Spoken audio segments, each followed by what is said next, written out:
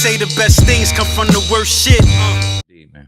Definitely, but you're tuned into the Uncensored Truth podcast with your brother Old God and Sam. Man, we're going in today on this Thursday night. We want to encourage everybody that's listening on YouTube or wherever you're listening at, go ahead and hit the like button and make sure that you share this videos. I want to talk about, this, Sam, man. Now, Fat Joe, I think he sat down with Angie Martinez, and he pretty much was talking about Tekashi 6ix9ine. I just want to talk about that briefly. And here it is. I'm gonna play this video and we'll talk about this. You tried to school Tekashi 6ix9ine because I thought he was a nice guy, and now we can't. He can't be my friend. He can't come around me ever again. You know what I mean? Those are rules. He crossed that line. I don't even understand if I go to a club and they play his song. I'm keeping it a buck. Once you cross, I pray for people who cross that line. When they talk to the police and they snitch, I pray for them. I'm like, yo, that's cool. We can't be cool. Like, you over there, Utah. I don't know where you going. Just please stay away from me. I'll die before you see me in a picture with Tekashi 6ix9ine. Now with Angie Martinez, shout out to them.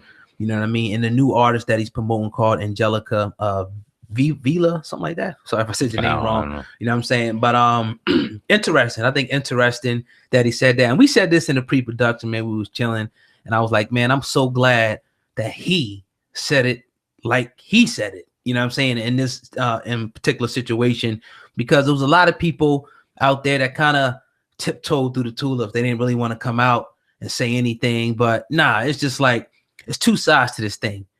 You're on that side and you're on this side. It is what it is. You know what I mean? And we know coming up in hip hop, and I came up listening to the Fat Joes, the Cherry Squad, all the, you know what I mean? That's what I'm saying. So we already know about the whole snitch thing. So it's just like, I appreciate him saying that. And you on the other side now, 6ix9ine. It just is what it is, man. I mean, you working with the law enforcement, and coming from the hood, we don't fuck with law enforcement. We just don't, because of the history and what they have done to our people. Man, it was, when he said it, first off, it resonated on a number of areas for me, because a lot of people express the sentiment, but like you said, some people tiptoe. But him being from New York, him being Hispanic, him being an OG and living that life for real, and him being able to throw some genuine context to what he's saying.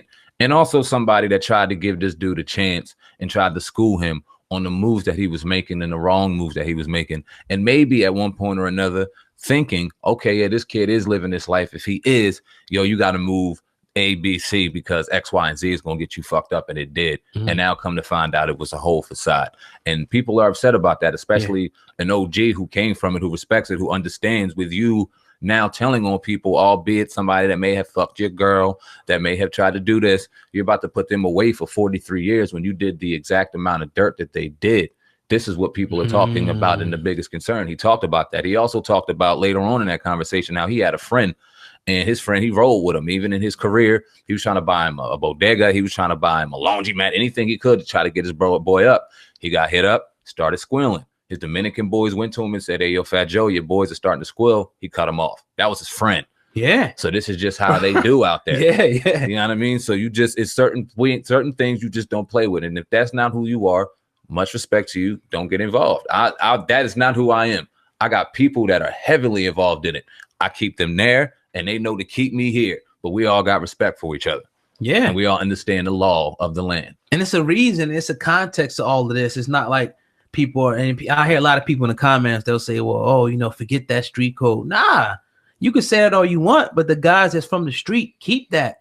And also what Fat Joe said, he talked about, again, putting the people away. But like now you're putting yourself in a position where you're becoming a judge, jury, and executioner for the next man. So it's just like, at the end of the day, we don't fuck with rats. I hate to keep cussing, obviously, for YouTube, algorithm, but it's just like when you're in a situation like that and you're doing the dirt with them, they got them on camera. Y'all seen the videos. We have to go back, and now you're in a position, and they offer you, whatever they offer you. Now you're starting to squeal on people. I just think it's corny, man. And I think that, a lot of times, that we can get, caught up in just the entertainment part of this thing and thinking it's entertainment, but now this is real life. Like people really got shot at.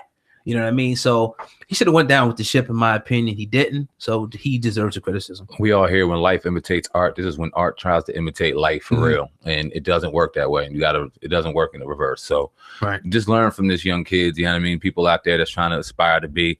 You can't win off of clout. We see what happened with YMB Almighty J. The people that went out there and did that didn't go ahead and shoot a video. We've seen this countless of times. And we talked about some OGs in the pre-production meeting that we know got bread, that we know are out here winning, but you don't see them doing none of this shit. They laying low and they out there winning. They on social medias, they doing their thing, but they don't never floss they shit. And those are the ones you got to really look at and look up to. It's like I was, again, go to American Gangster. I was watching that the other day, and the part of the movie that really put the feds on to him is when his wife bought him that chinchilla, whatever it was, you know what I mean, coat. And he always, you know, not to glorify him in any way, but his thing was to, you know, remain under the radar, never be too flashy. Because remember, he said he would have shot his brother if it wasn't his brother. You know what I mean? In a situation when he was trying to be like Nicky Barnes, he started getting flashy because he was getting money. So all it takes is one time, somebody looking at you, you wearing somebody's mortgage, you know what I mean, or a car payment on your neck. They're like, yo, I want that shit. And we seen, you know, God rest his soul, the young man Junior, how brutal it can get in some of these inner cities when people, you know, for whatever reason, whether it be money or just a vendetta, they'll do whatever it takes. So it's a sad situation, but you know, it is what it is. Got a lot of people that are very insecure with themselves, so they try so hard to try to make other people look at them in the way that they want to be looking at themselves, even though underneath all that is still bullshit. Right. And we got to get away from that, man. We got to get away from all these things, material things that we feel as though are going to put us in a certain situation, because, hey, man, it only gets you robbed, fucked up, or somebody praying for your demise, man. So just move smart out here. Yes, sir. That's it. Definitely. But you tuned into the Uncensored Truth podcast with your brother, Old God and Sandman.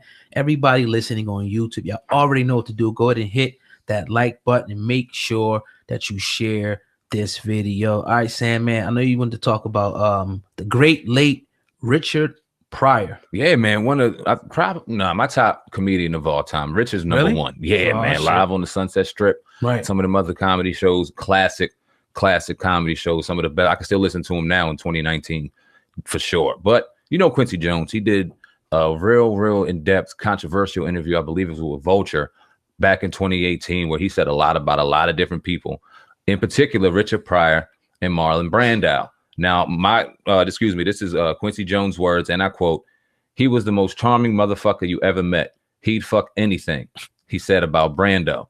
And he said he fucked Richard Pryor. They were fuck buddies. Now, this came out and everyone was up in arms, in particular about this conversation.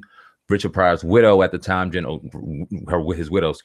Lee, confirmed the news, but received some backlash from the comedian's daughter, Rain, who denied the claim and referred to Jenny as my dad's so-called widow, who needs to keep legitimizing herself and tarnish our dad after he is dead.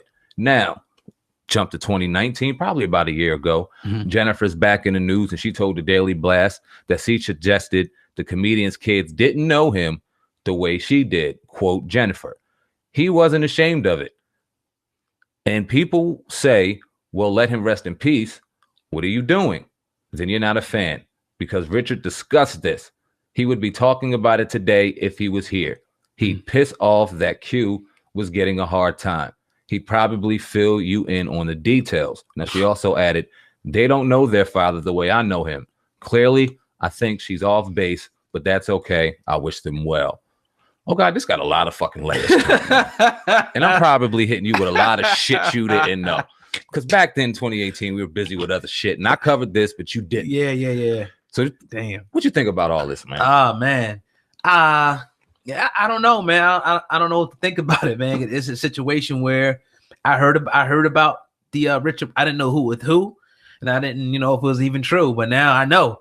You know what I mean? And I don't take nothing away from him. I mean, obviously, it was something that he came out, boasted about, for whatever reason. And we got situations where, for whatever reason, some people are attracted to the opposite sex. You know what I mean? And that's not my thing, but I can't blame them. But as far as the family coming out and talking about it, I mean, I think it's their prerogative. I don't see what the point is at this, what is going to accomplish, but I mean, just to have discussions like this, but I don't really know, man. I don't know too much about it to really, You know what I mean? I think it's just wild. It's wild, man. Yeah. And we all know Richard Pryor was into the drugs. He was into the wild times. He grew up in a brothel. So he was just, his whole mind and whole body was programmed in some different shit.